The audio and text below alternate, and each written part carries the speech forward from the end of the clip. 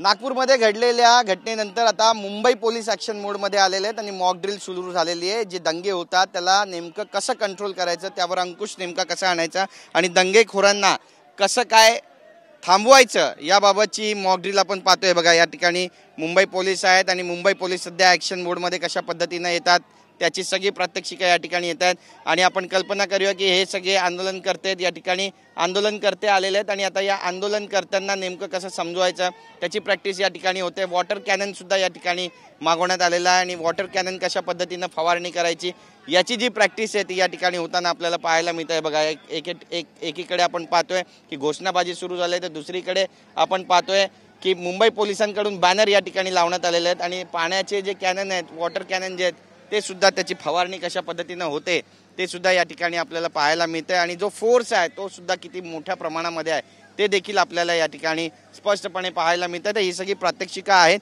आणि मुंबई पोलिसांकडून या ठिकाणी मॉक ड्रिल केली जाते मुंबईच्या आझाद मैदानमध्ये। यामध्ये मुंबई पोलीस आहेत, त्यासोबतच रायट कंट्रोल पोलीस जे आहेत त्यांची देखील तैनाती करण्यात आलेली आहे आणि त्यांची भूमिका नेमकी दंग्याच्या वेळी का असली पाहिजे, त्यांनी दंगेखोरांना कशा पद्धतीनं थोपवलं पाहिजे किंवा त्यांना कशा पद्धतीनं समजवलं पाहिजे याची प्रात्यक्षिकं, याची जी प्रॅक्टिस आहे ती सध्या मुंबईच्या आझाद मैदान ग्राउंडवर होते। आणि सगळ्यात महत्त्वाचं म्हणजे या ठिकाणी बॅनर्ससुद्धा लावण्यात आलेत पोलिसांकडून की तुम्ही जो जमाव या ठिकाणी गोळा केलेला आहे तो बेकायदेशीर आहे आणि त्यामुळे तुम्ही या ठिकाणाहून निघून जा, अन्यथा पोलिसांना बळाचा वापर करावा लागेल, अशा आशयाचे संदेश देणारे जे बॅनर आहे ते सुद्धा लावण्यात आले। आणि हे बघा कशा पद्धतीनं हे जे वॉटर कॅनन असतात त्याची फवारणी केली जाते या सगळ्या जमावावर, त्याची देखील प्रात्यक्षिका आपल्याला या ठिकाणी पाहायला मिळते।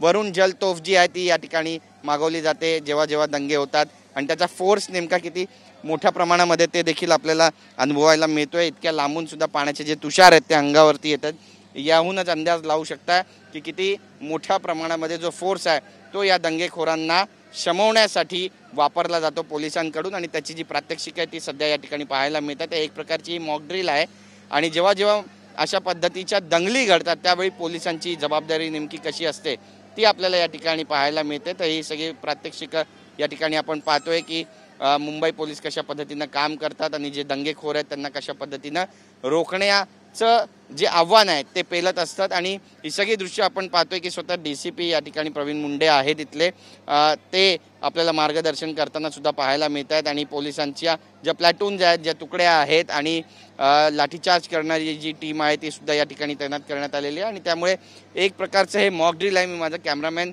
योगेश गुरवला देखील सांगेल की पुढे यावं, मग जेणेकरून आपल्या लक्षात येईल की नेमकं कशा पद्धतीचं हे काम मुंबई पोलिसांकडून केलं जातं, मार्गदर्शन केलं जातं आणि पोलीस शिपायांना कुठल्याही परिस्थितीमध्ये तयार करण्यासाठी, पोलिसांना कशा पद्धतीनं कुठल्याही सिच्युएशनला सामोरं जाण्यासाठी तयार केलं जातं। तर प्रवीण मुंडे या ठिकाणी आहेत, आपण त्यांच्याकडे जाणार आहोत आणि त्यांच्याशी बातचीत करणार आहोत। सर, या ठिकाणी मॉक ड्रिल केली जाते आणि दरवेळी केली जाते, तर आपण काही सांगू इच्छिता तुम्ही?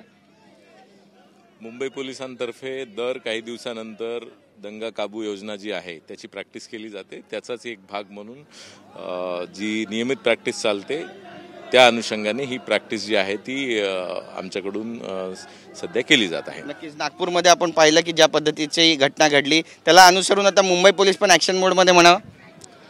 मी जसं तुम्हाला सांगितलं, दर काही दिवसानंतर आम्ही याची रिहर्सल घेत असतो, त्या अनुषंगाने ही रिहर्सल घेतली जाते। रिहर्सलमध्ये काय काय ट्रेनिंग दिली जाते पोलिसांना? अच्छा, तर आपण पाहतो या ठिकाणी व्यवस्थितपणे ट्रेनिंग जी आहे ती दिली जाते आणि या सगळ्या पोलिसांना योग्य ते मार्गदर्शन केलं जातं आणि जे दंगेखोर आहेत त्यांना कशा पद्धतीनं अडवायचं याचं देखील प्रशिक्षण सध्या मुंबईच्या आझाद मैदान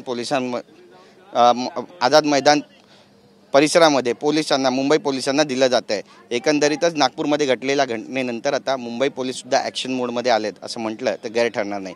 कॅमेरा पर्सन योगेश गुरवचा, गिरीश गायकवाड, TV9 मराठी, मुंबई।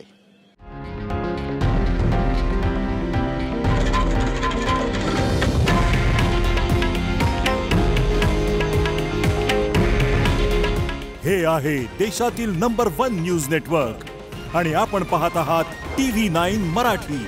काळजी तुमची, हित महाराष्ट्राचं।